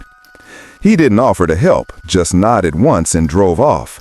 Next morning, a woman in a faded house dress left a shoe-fly pie on the porch rail without knocking. By the third day, I'd learned the orchard had 5 families still farming the edges: Yoders, Millers, Kaufmans, Stoltzfuses, and one holdout English family named Phipps who'd married in back in the 50s. They all spoke careful around me, Pennsylvania Dutch mixing with English like oil and water, and every one of them warned me, gentle but firm, not to work past full dark. "Trees get restless," Mrs. Kaufman said, twisting her apron in her hands. I laughed, city laugh, loud and short, told them I wasn't afraid of ghosts or Applejack legends. They smiled the way you smile at a child who says he'll never die. The moon turned full on a Thursday, big and low, the color of a peach left too long on the windowsill. I'd spent the day cutting briars along the south fence, sweat so bad the salt stung my eyes, and by dusk my shoulders burned and my palms were striped raw. I ate cold pie standing up, washed it down with warm beer, and thought about driving into Bedford for a motel shower. Instead, I sat on the porch steps listening to the orchard settle. Crickets were loud, then suddenly not. The air turned heavy, like the night was leaning in to hear better. That's when I caught the whispering, soft, many voices at once, coming from the heart of the trees where the oldest standards grew so close their branches had grafted themselves together years ago. Not wind, not animals, people. I should have gone inside, locked the door, turned my phone flashlight on bright, and pretended I was still in the city where noises had explanations. Instead, I pulled on my boots, took the little LED headlamp, but left it off, and walked the deer trail that threaded between the trunks. The whispering grew, never loud, just steady, the way women talk when they're quilting and the patterns complicated. Moonlight filtered down in silver coins, enough to see shapes. I moved slow, breathing through my mouth, until I could crouch behind a fallen Grimes Golden and part the leaves with 2 fingers. They were maybe 12, 15 people standing in a loose ring around the biggest tree I'd ever seen, an ancient Wolf River whose trunk would take 4 men to hug, roots humped above the ground like the backs of buried animals. Lanterns sat low on the grass, wicks trimmed so the light barely reached their knees. I knew every face: Dorsey Yoder and his grown sons, Mrs. Kaufman and 2 daughters I'd seen hauling water buckets, the Phipps boy who couldn't be more than 19, even old Amos Stoltzfuse who walked with a cane carved from apple wood. They wore everyday clothes, suspenders, long dresses, feed store caps, nothing special except the quiet purpose in how they stood. Dorsey held a length of wild grapevine, thick as my wrist, stripped clean of leaves. One by one they stepped forward, took the vine, and spoke so soft I had to strain. "We share the harvest, first pick to the one in need. We keep the old grafts alive, no outside nursery stock. We carry each other's dead to the orchard ground, no funeral home takes our own. We speak no names to the taxman, no names to the bank. Each promise was small, practical, born of hard years when frost came early or the market crashed or a child got sick and the hospital wanted money nobody had. When the words were said, they bit the inside of their cheek or pricked a finger with a little bone-handled knife passed hand to hand, spat or bled onto the vine, then tied 'em knot, tight, sailor neat. The vine went round the circle until it was a rope of knots, dark with saliva and blood. Then Dorsey hung it high in the Wolf River's branches where the wind could find it. Leaves rustled though the air was still, and the whispering rose, many voices blending into one long breath that sounded almost relieved. I don't know how long I watched. Long enough for dew to soak my jeans at the knees, long enough for the moon to slide west and leave the orchard in deeper shadow. When the last knot was tied, they stood quiet, heads bowed, and the old tree seemed to settle, roots creaking soft like a house shifting in sleep. Then, one by one, they turned and walked away down their separate rows, footsteps swallowed by the drops, lanterns dimming until only the smell of iron and crushed apple lingered. I shifted to leave, and my elbow knocked a half-rotten apple. It rolled, slow, then dropped with a soft thud that might as well have been a gunshot. The orchard went dead silent, not even crickets. I felt their attention turn, gentle but certain, the way you feel a hand on your shoulder in a crowded room. Nobody called out, nobody ran towards me. They just waited, patient as rootstock, letting the dark do its work. I backed away slow, heart thumping so hard I tasted copper, until the trees closed between us. Didn't run until I hit the lane, and even then I walked fast with my hands out so I wouldn't slam into trunks I couldn't see. Next morning my tools were lined up neat on the porch, chainsaw, loppers, pruning saw, blades wiped clean though I'd left them scattered and bloody with sap. On top sat a single length of wild grapevine, 3 fresh knots, tight still damp to the touch. No note, didn't need one. I finished clearing just enough for the surveyor, put the place on the market that fall. Sold it to an Amish family from the next township who paid cash and never asked why I'd night to close. Been 12 years now. I live in a condo outside Harrisburg, work remote, buy my apples at Giant. But every September, when the air turns crisp and the first drops hit the ground, I wake tasting iron and leaf rot, feeling that soft pressure on my shoulder, like someone checking if I'm still breathing. Sometimes a package shows up, no return address, just a handful of dried apple seeds and a short piece of grapevine with a new knot I know I didn't tie. I never ate the fruit from those trees, not once. But some nights, I swear I can taste it anyway. Sweet, hard, the skin tight and red as a fresh knot. The orchard remembers every promise spoken under its branches, and it don't care if you were invited or not. Roots run patient. They just wait for the season when the ground is soft and the moon is right, and a man finds himself walking back down a road he swore he'd never take again, hands already knowing how to tie the knots he never learned. Sometimes don't need your consent. They just grow quiet in the dark until you're ready to carry your share of the weight. I came to the little lost vale off the Savage River in the fall of 2014, chasing silence more than photographs.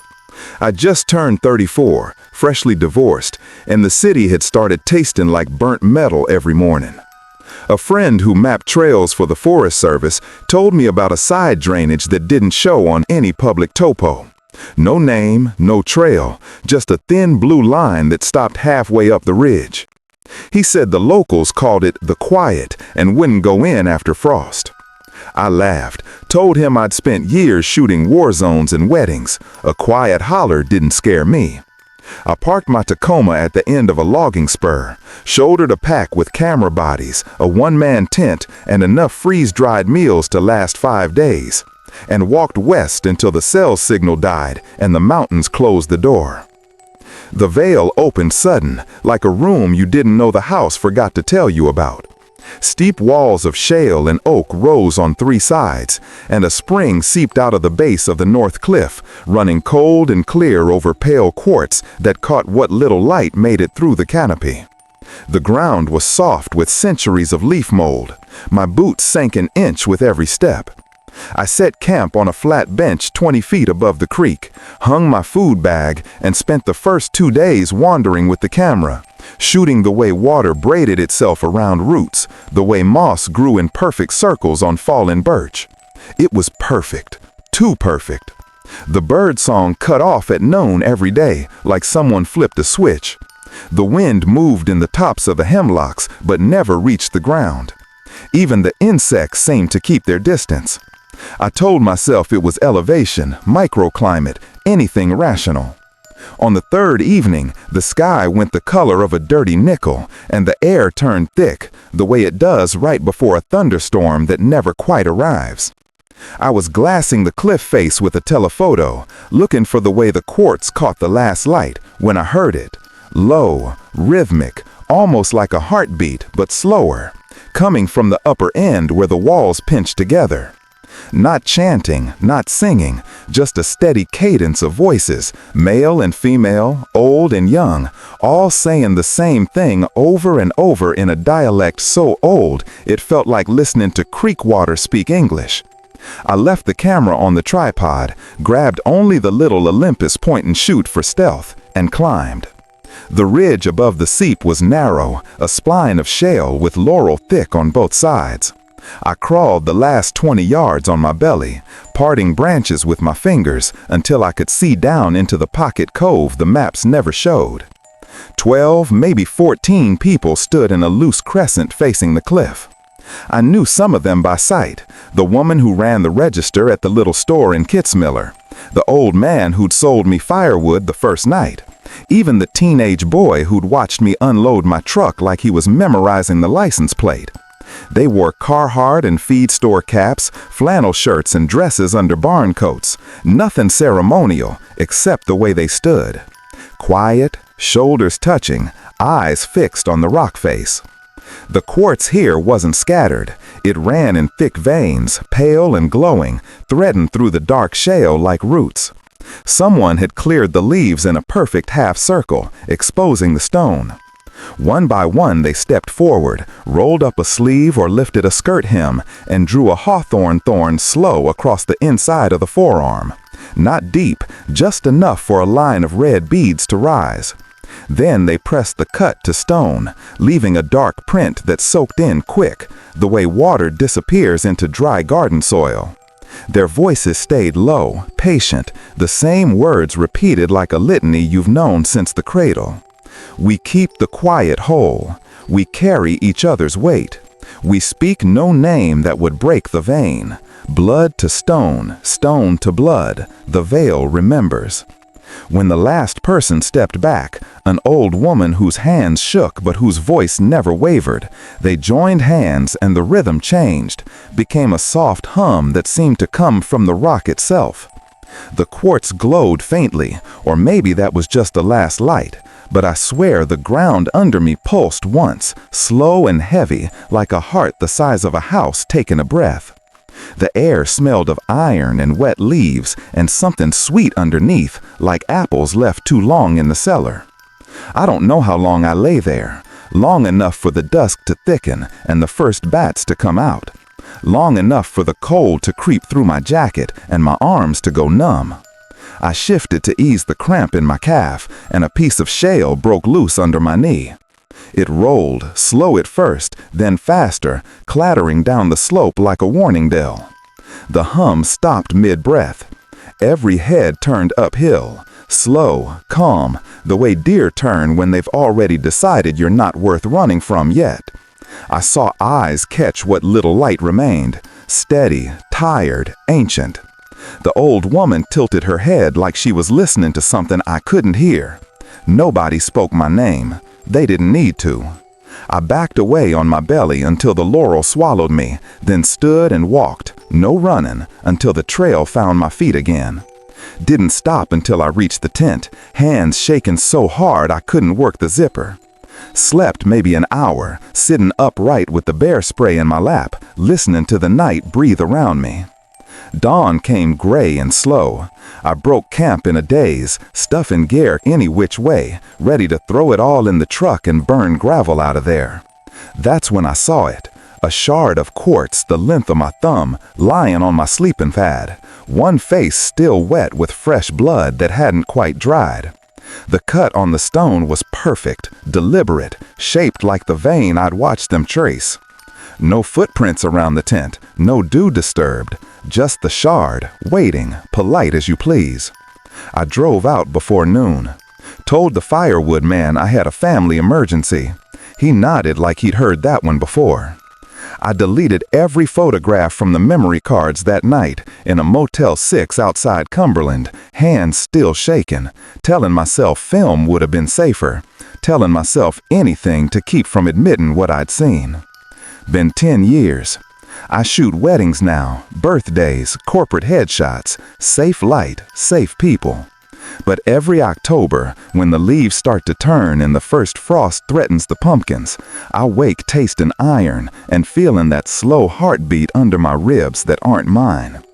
Sometimes a package arrives, no return address, just a single quartz crystal wrapped in brown paper, always with a fresh red seam that smells faintly of wet leaves. I never went back to the quiet. Don't need to. The veil keeps its own calendar. I feel it counting heartbeats, patient as stone, waiting for the season when the light is thin and the wind forgets to blow, and a man finds himself driving west with no memory of turning the key. Some promises don't wait to be spoken. They just wait under the skin, quiet and warm, until the vein remembers whose blood it carries. I was 28 that summer of 2008. Fresh out of a geology program at the U of Arkansas with a bachelor's that felt more like a paperweight than a ticket out. And the Ozarks were pulling at me like they'd been waiting. I'd grown up in Fayetteville, close enough to smell the hollers on wet days, but far enough to think of them as vacation spots, not home. My thesis had been on karst formations, those sinkholes and bluffs where the limestone gives way like old teeth. But I needed field time, real dirt under my nails, not just lab samples. So I loaded my Tacoma with a backpacker tent, a rock hammer, a stack of topo quads, and enough beef jerky and Gatorade to last a week, and headed west into the Buffalo National River country. The plan was simple. Map a stretch of unglaciated bluff along the upper Crooked Creek. Look for fault lines nobody'd bothered with since the Depression. The locals at the gas station in Yaleville laughed when I asked about access. "That bluff eats time," the old man behind the counter said, not looking up from his racing form, "and spits out bones." The drive out was all gravel and washboard, the road climbing until it quit at a barbed wire gate with no sign. I parked, shouldered my pack, and hiked the last mile through scrub oak and post oak, the kind of second growth that scratches your shins and whispers when the wind finds it. The bluff rose sudden, a sheer face of gray dolomite, maybe 200 feet high, pocked with caves and undercut like God had taken a dull knife to it. Up top it flattened into a bald barren as a pool table, wind scoured and dotted with stunted cedars that looked like they were trying to hide from the sky. I called it the Barren Bluff in my notebook, though the topo just marked it as an unnamed elevation. The view was killer, miles of folded hills rolling green to the horizon, the river a silver snake far below. But the wind never stopped. It howled constant, low and mournful, like a dog left too long in the yard. I pitched my tent in the lee of a boulder that first night, cooked ramen over a whisper light, and lay awake listening to the gusts rattle the nylon like they were trying to get in. Days blurred into hammer strikes and sample bags. I'd wake before dawn, when the air was still enough to hear the river murmur, and climb the talus slope with my boots crunching shale. The bluff face was a geologist's wet dream, layers of chert and flint interleaved with fossil beds, veins of quartz that caught the sun like buried lightning. But the top was different. No soil to speak of, just fractured rock and wind polish and carvings. Hundreds of them, old as sin, spirals and crosses and what looked like hands with fingers splayed. Some were shallow, some deep enough to stick your pinky in. I sketched a few, wondering if they were native or settler work, but the wind made it hard to focus.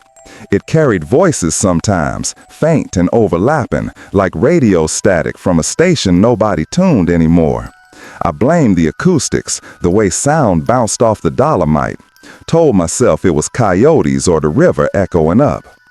By the fourth evening, the weather turned mean. Clouds boiled in from the west, the color of boiled cabbage, and the wind picked up till it sang through the cedars like barbed wire. I'd spent the day tracing a fault scar that ran diagonal across the bald, chipping samples till my hands bled from the hammer tape. Supper was jerky and trail mix eaten hunkered behind the tent, rain spitting sideways. Around twilight, with the light going copper and thin, I heard the voices again, clearer this time, rhythmic, like a work crew calling cadence. Not English exactly, more like the old hill talk my grandma used, words chewed down to roots. I should have stayed put, zipped the fly and pulled my hat low. Instead, I grabbed my headlamp, killed the beam, and crawled up the last 20 feet to the bluff edge, using the stunted cedars for cover. The bald stretched maybe 50 yards wide, wind whipping dust devils across the rock. They were already there, 10 or 12 folks gathered in a loose knot near the center, where the biggest carving squatted, a flat slab the size of a dining table, etched deep with interlocking lines that looked like veins or rivers. Lanterns, cheap LED kind from Walmart, sat low on the ground, casting long shadows that danced wrong, stretching taller than the people who threw them. I knew some faces even in the bad light. The old man from Yellville, still clutching his racing form like a talisman. A woman I'd seen hauling hay bales on the road in. The deputy who'd waved me through a checkpoint that morning. They wore barn clothes, overalls, hoodies, rubber boots, nothing special, just the kind of gear you wear when the work don't wait for Sunday. Tools lay scattered, cold chisels, wooden mallets, a couple of battered tin cups steaming with what smelled like sassafras tea. The old man stepped first, knelt by the slab, and dipped his chisel in one of the cups, a thick slurry of water and crushed herbs, yellow as mustard weed. He set the point to stone and struck once, clean, carving a single line, maybe 3 inches long. Blood welled from a fresh cut on his palm, mixed in the slurry as he worked, turning it rust brown. His voice came low, carried easy on the wind. I hold the line, no sail to the gravel pit, no word to the surveyors come spring. The chisel bit again, etching a crude arrow pointing east, away from the river.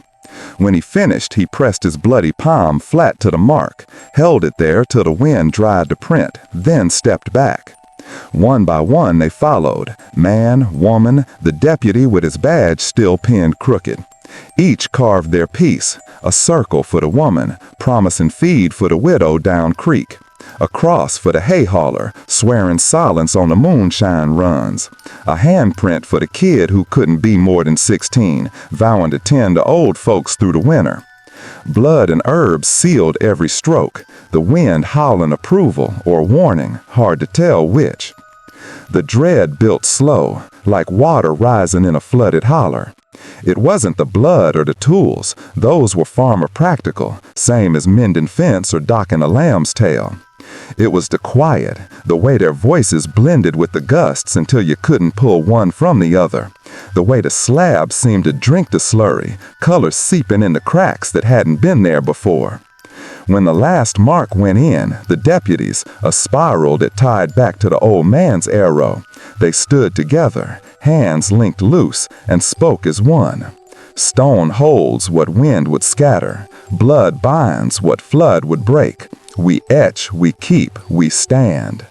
The wind answered, a low moan that rattled the cedars and sent a chill through me that had nothing to do with the drop in temp.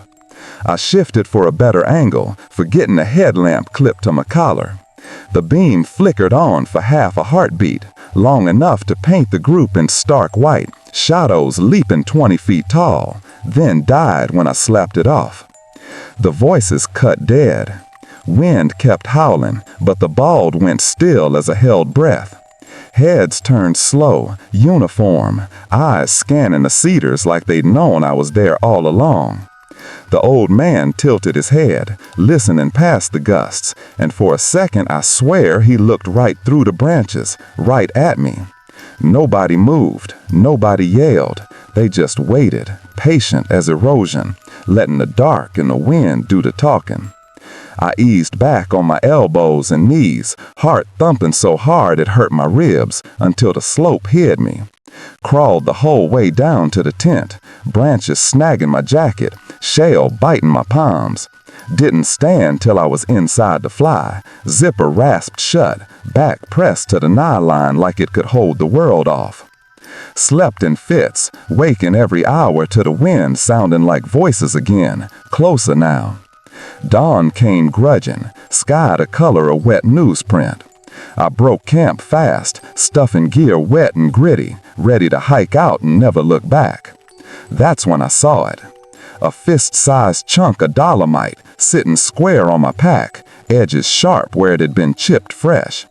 The face was etched shallow, a single line with a tiny arrow pointing east, still tacky with dried slurry that flaked rust when I touched it.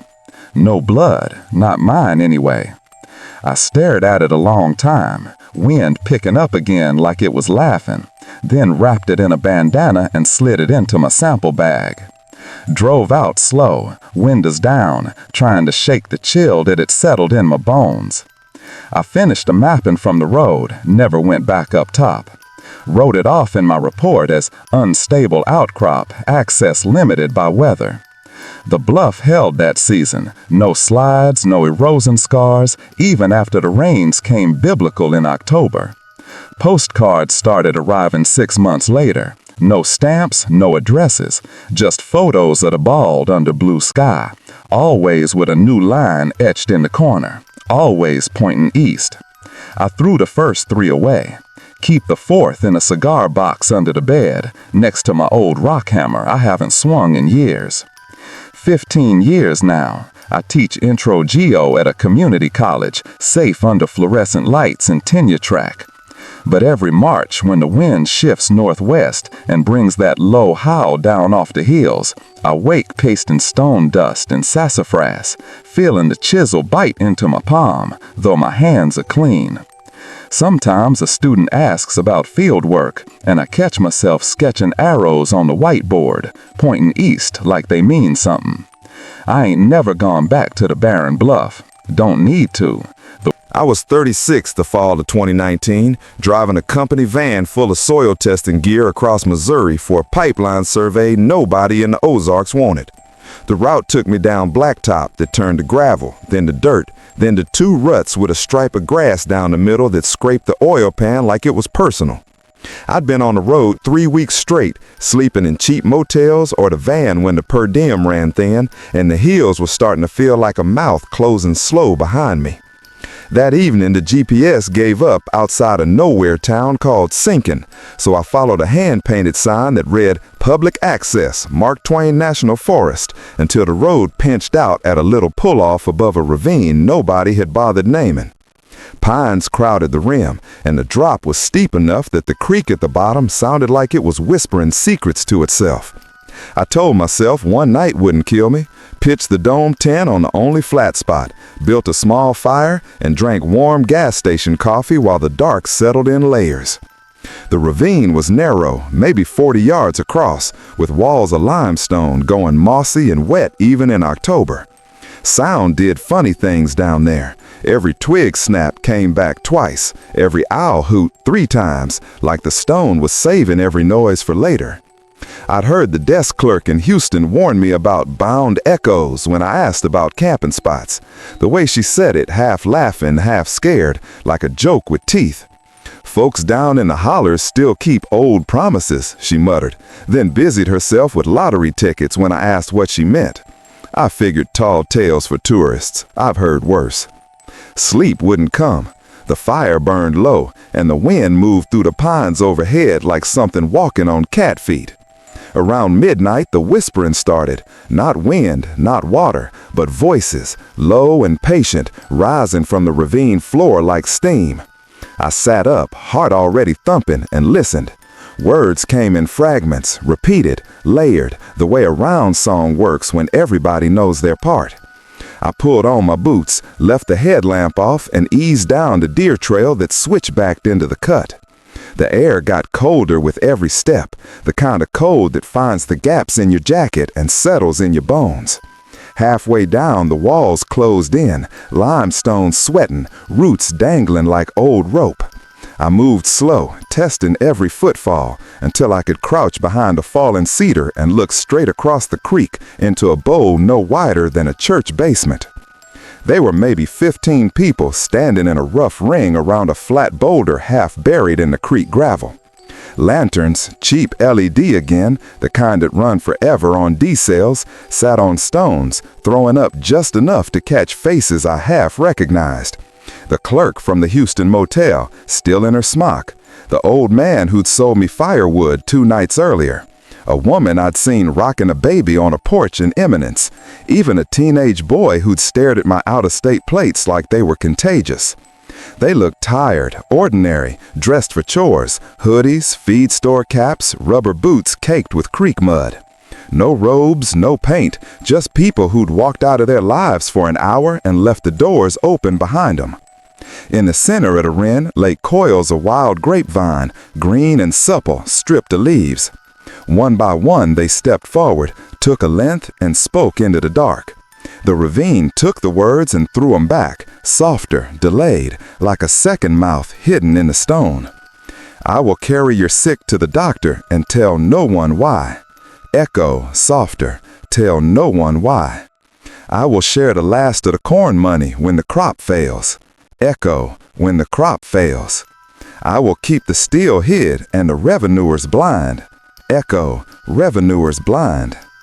Each promise was small, practical, the kind you make when the world is ending and you're the only ones left to hold it together. When the words were said, they wrapped a vine twice around their own wrist, then around the wrist of the person beside them, binding left to left, right to right, until the whole circle was linked in living rope. Then they took turns with a little case knife, same yellow handle I'd seen on 100 farm porches, nicking the pad of the thumb just enough for a dark bead to rise. The blood went onto the vine, rubbed in, slow, deliberate, until the green turned black in the lantern light.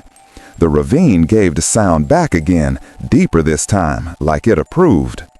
When the last knot was tied, they stood quiet, arms linked, heads bowed. The wind died sudden, the way it does right before a tornado drops, and the only noise was the creak and their breathing, and the soft creak of vine tightening as hands shifted. Then, together, they spoke one final line.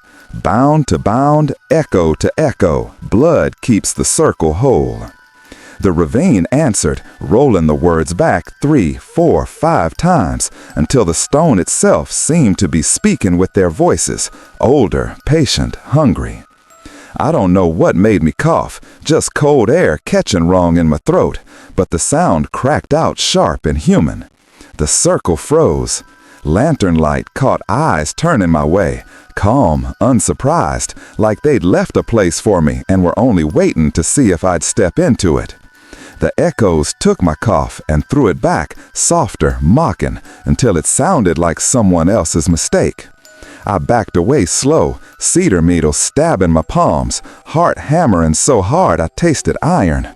Didn't run until I hit the switchback, and even then I walked fast with my hands out, feeling for trees I couldn't see. Morning came gray and wet. I broke camp in a daze, stuff and gear still damp from dew, ready to burn rubber and never look south again.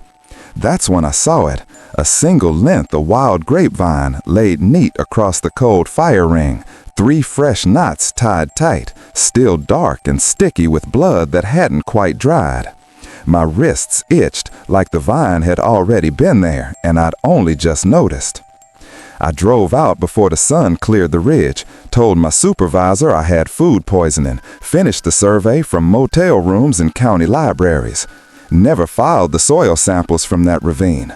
Burn the field notebook in a hotel barbecue pit outside Poplar Bluff. Watch the pages curl black and the wind take the words the same way the stone had. 5 years now. I live in Springfield, apartment above a laundromat, job testing dirt for strip mall foundations. Safe, flat, loud with traffic. But some nights when the AC rattles just right or the couple next door argues in whispers through the wall, I hear it. My own voice coming back softer, delayed, promising things I never said out loud. And every spring, a plain envelope slides under my door. No stamp, no return, just a short piece of dried grapevine, new knots added, always 3, always dark. I quit throwing them away. They go in a shoebox on the top shelf with the lease I never read close enough. I ain't never gone back to that ravine. Don't need to. The echo travels fine on its own. It knows my name, knows the shape of the promise I never finished speaking, and it's patient, waiting for the night the walls feel too close and the road south opens up like it was never closed. Some circles don't need your hand to close them. They just wait in the dark, quiet, until your voice decides it's tired of being alone.